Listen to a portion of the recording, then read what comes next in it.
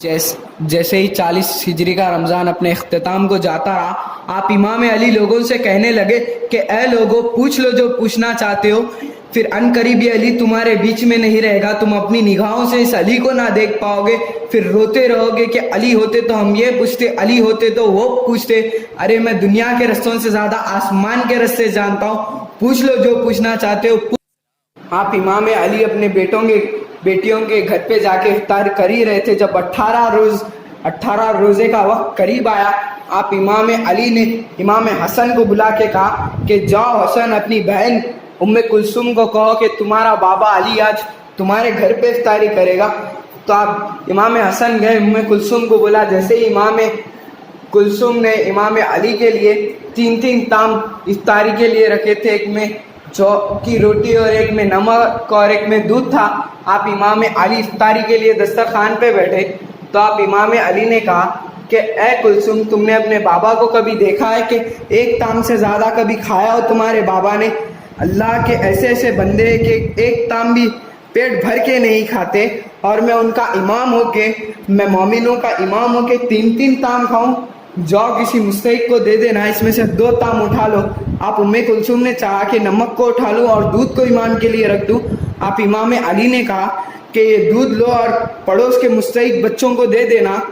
और आप इमाम अली ने नमक से इफ्तारी की और आप नमाज के लिए चले गए। और आप नमाज भी पढ़ रहे और पूरी रात इबादत भी कर रहे और आसमान की तरफ देख के कह रहे कि आ गई वो रात जिस रात का इस अली से वादा हुआ था, आ गई वो रात जिस रात का इस अली से वादा हुआ था।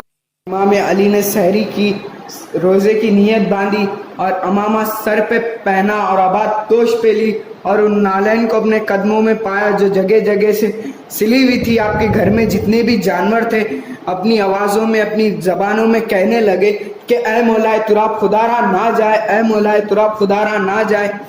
जितने भी जिन थे आप इमाम अली की खिदमत में आके कहने लगे, ऐ मौलाए तुराब, अगर हुक्म हो तो हम उस मलून को मार दे, हुक्म हो तो हम पूरी मस्जिद को घेर ले।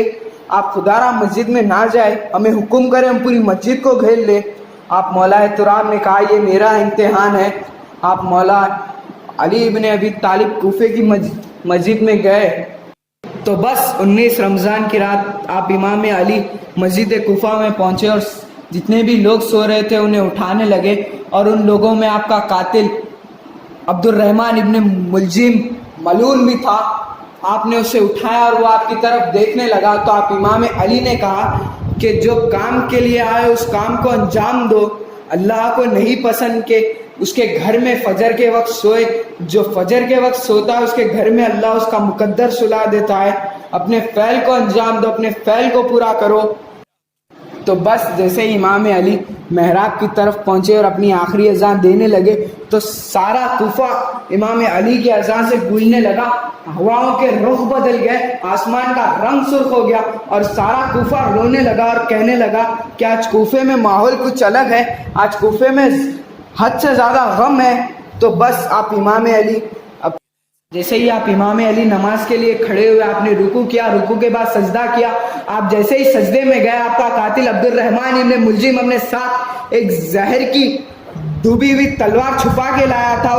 उस मलून ने आपके सर पे वार किया और आपने फुस्तबे रब्बे काबा की सदा बुलंद की और फरमाया काबे के रब की कसम आज ये अली कामयाब हुआ। आपके खून से पूरी मस्जिद कूफा रंगीन हो गई, आपके खून से पूरे मस्जिद कूफा लाल हो गई, पूरी मस्जिद कूफा में कोहराम बर्पा हो गया। इतने में आपके चाहने वालों ने अब्दुर्रहमान इब्न मुलजिम को पकड़ लिया और आपके किसी चाहने वाले ने आपके लिए शहद का शरबत लाया और आपके कातिल को आपकी खिदमत में पेश किया और आपने कहा कि मुझसे ज़्यादा मेरे चाहने वाले, मेरे कातिल को इस शरबत की ज़रूरत है, इस शहद के शरबत की ज़रूरत है, उसे पिला दे।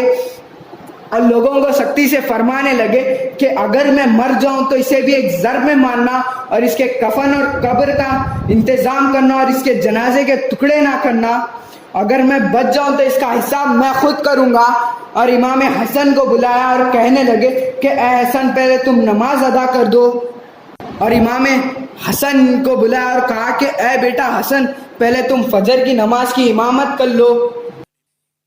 इमाम अली کہ خون مبارک سے آپ کی سفید داڑھی لال ہو گئی تھی اور آپ کے پورے بدن مبارک میں زہر پھیلنے لگا تھا. آپ امام علی، امام حسن اور امام حسین اور حضرت عباس اور اپنے کچھ چاہنے والوں کے ساتھ اپنے گھر کے تھوڑا ہی قریب پہنچے. آپ نے کہا کہ اے حسن، حسین، بیٹا عباس، میرے جتنے بھی چاہنے والے ہیں انہیں یہیں سے بھجا دو. اور کہا کہ میرے ضرب کی خبر میرے گھر میں پہلے پہنچ گئی ہے. میں نہیں چاہتا کہ میرے بہن اور میرے بیٹیوں کی رونے کی آواز میرے چاہنے والوں کے کانوں تک پہنچے. جتنے بھی صالحین تھے سب کو اپنے گھروں کی طرف وہیں سے روانہ کر دیا گیا. آپ امام علی جیسے ہی اپنے گھر میں پہنچے تو بی بی زینب اور بی بی ام کلثوم زارو قطار رونے لگے. گھر میں ماتم چھا گیا. تو آپ امام علی نے کہا کہ اے میری بیٹیوں، گھبراؤ مت، اللہ کے ہر فیصلے میں اس کی مصلحت ہوتی ہے. جیسے ہی طبیب نے دیکھا وہ زارو قطار رونے لگا اور کہنے لگا اگر امام کو بچانا ہے تو جتنا ہو سکے دودھ پلاؤ. طبیب کہنے لگے کہ جتنا ہو سکے امام علی کو دودھ پلایا جائے. تو جیسے ہی یہ بات مدینے کی گلیوں میں پہنچی تو چھوٹے چھوٹے ننھے یتیم بچے آ کے کہنے لگے کہ یا حسین، یا حسن، ہمارے حصے کا دودھ ہمارے امام کو پلایا جائے. ہم ایک بار یتیم ہو گئے، دوسری بار یتیم ہونا نہیں چاہتے. آپ امام علی بستر بیماری میں بھی اللہ کا ذکر کرتے رہے، اللہ کی عبادت کرتے رہے. جیسے ہی 19 رمضان کی رات ختم ہوئی اور 20 رمضان کا رات شروع ہوئی، آپ نے کہا کہ اب میرے حجرے میں کوئی نہیں آئے گا، اس دنیا کے سارے جن میری زیارت کو آئیں گے. جیسے ہی 20 رمضان کا سورج طلوع ہوا، آپ امام علی نے کہا کہ اے حسن، جاؤ میرے سارے چاہنے والوں کو لے کے آؤ. اور آپ کے چاہنے والوں کو آپ کے پاس لایا گیا. اور آپ کے چاہنے والے دیکھتے ہیں کہ آپ کے جسم میں زہر پھیلنے کی وجہ سے آپ کا چہرہ زرد ہو چکا ہے. آپ نے کہا کہ اے لوگوں، ابھی بھی وقت ہے کہ جو پوچھنا چاہتے ہو پوچھ لو. ان قریب علی تمہارے بیچ میں نہیں رہے گا. میں دنیا کے رستوں سے زیادہ آسمان کے رستے جانتا ہوں. کسی نے آپ سے سوال کیا، کسی نے آپ سے جواب لیا، اور کسی نے آپ کی زیارت کی، اور کوئی آپ کی زیارت کرتا ہی رہا. جیسے ہی سارے لوگ چلے گئے تو آپ امام علی نے کہا کہ اے بیٹا حسن، ہمارے پورے خاندان کو جمع کرو. اور جیسے ہی پورا خاندان جمع ہوا، آپ امام علی نے کہا کہ میرے بعد تمہارا امام حسن ہے، میرے بعد تمہارا وارث حسن ہے. جو حسن کہے اسے ماننا، جو حسن کہے اس پہ عمل کرنا.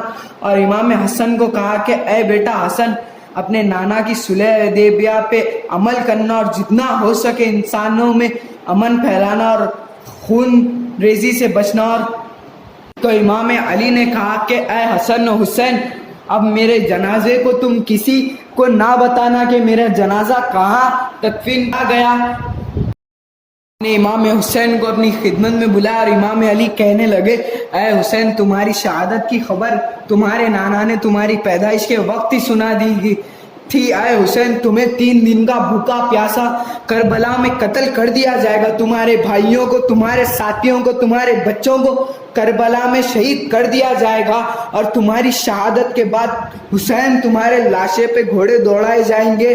حسین، تمہاری بہنوں کو، میری بیٹیوں کو اور تمہاری بچیوں کو اسی شام و کوفے میں پھرایا جائے گا. حسین، جب تمہارا آخری وقت قریب ہو، جب تم آخری سلام کرنے خیمے میں جاؤ تو اپنی بہنوں کو کہنا کہ بابا، اپنی بہنوں کے بازوؤں پہ ہاتھ رکھ کے کہنا کہ بابا علی نے کہا تھا کہ تمہیں کوفے شام میں آنا ہے. ہر موڑ پہ اسلام کے لیے دکھ اور غموں کو سہ لینا، ہر موڑ پہ اپنے نانا کی نبوت کا اعلان کرنا، ہر موڑ پہ دکھ و غم کو اللہ کی رضا کے لیے سہ لینا، ہر موڑ پہ اسلام کا پرچم بلند کرنا، ہر موڑ پہ اپنے نانا کی نبوت کا اعلان کرنا. امام علی نے حضرت عباس کو بلایا اور کہا کہ اے عباس، میں نے تجھے کربلا کے لیے مانگا ہے. جو حسین کہے اسے ماننا، جو حسین کہے اسے سننا. آج سے تیرا مالک حسین ہے. اور بس یہ کہہ کے یا رسول اللہ کی صدا بلند کی تو سارے گھر نے پوچھا کہ یا علی، رسول اللہ بھی ہے؟ ہاں. اور امام علی نے کہا کہ تمہاری ماں فاطمہ تو زہرا بھی ہے. اور کہا کہ مجھے محمد رسول اللہ حضور صلی اللہ علیہ وسلم اور فاطمہ تو زہرا اپنے ساتھ لے جانے آئے. اور یہ کہہ کے اپنی آنکھیں بند کر لی اور سارے گھر میں کوہرام مچ گیا. رونے کی صدائیں بلند ہوئی، ماتم کی صدائیں بلند ہو گئی. امام علی کی وصیت پہ عمل کرا گیا اور آپ کے جنازے میں کسی کو شریک نہ کرا اور آپ کا جنازہ رات کے اندھیرے میں اٹھایا گیا. جیسے ہی پیچھے سے حسن و حسین نے اٹھایا ویسے ہی آگے سے جبرائیل و میکائیل نے اٹھایا اور اس جنازے کو ایک نورانی اونٹنی پہ رکھ دیا اور خاموشی سے اس اونٹنی کے پیچھے چل ہی رہے تھے. جیسے ہی تھوڑا سا کوفے کے آگے پہنچے تو آپ نے دیکھا کہ ایک اونٹنی ایک چمکیلے پتھر کے پاس آ کے رک گئی. اس چمکیلے پتھر پہ لکھا تھا کہ یہ قبر اللہ کے نبی نوح نجی اللہ نے بنائی. جس علی کے صدقے نوح نجی اللہ کی کشتی کو نجات ملی, نوح نجی اللہ کی کشتی کو ساحل ملا, اس اللہ کے ولی علی کے لیے نوح نجی اللہ نے ایک قبر کو بنایا ہے. بس آپ امام علی کے جنازے کو وہاں تدفین کر دیا گیا. آپ امام علی کے حضرت علی ابن ابی طالب کے روضہ مبارک کے بارے میں صرف امام حسن اور امام حسین اور جبرائیل و میکائیل کو پتا تھا کہ جب تک خدا نے خود ظاہر نہ کرا کسی کو پتا نہ تھا کہ آپ کا روضہ مبارک نجف میں آپ امام علیہ السلام کا روضہ مبارک. سلام اللہ کے ولی امام علی ابن ابی طالب پہ, سلام اللہ کے اس ولی پہ جو پیدا بھی ہوا تو خدا کے گھر میں, گیا بھی دنیا سے تو خدا کے گھر سے. سلام ہو شیر خدا ابو تراب پہ, سلام ہو نجف پہ, سلام ہو نجف کی اس زمین پہ, اور سلام ہو نوح نجی اللہ پہ جس نے اللہ کے ولی امام علی ابن ابی طالب کے روضہ مبارک کو بنایا. سلام ہو امام علی کے ہر ایک عاشق پہ, سلام ہو امام علی کے امامت پہ, سلام ہو امام علی کے شجاعت پہ, سلام ہو امام علی کے علم پہ.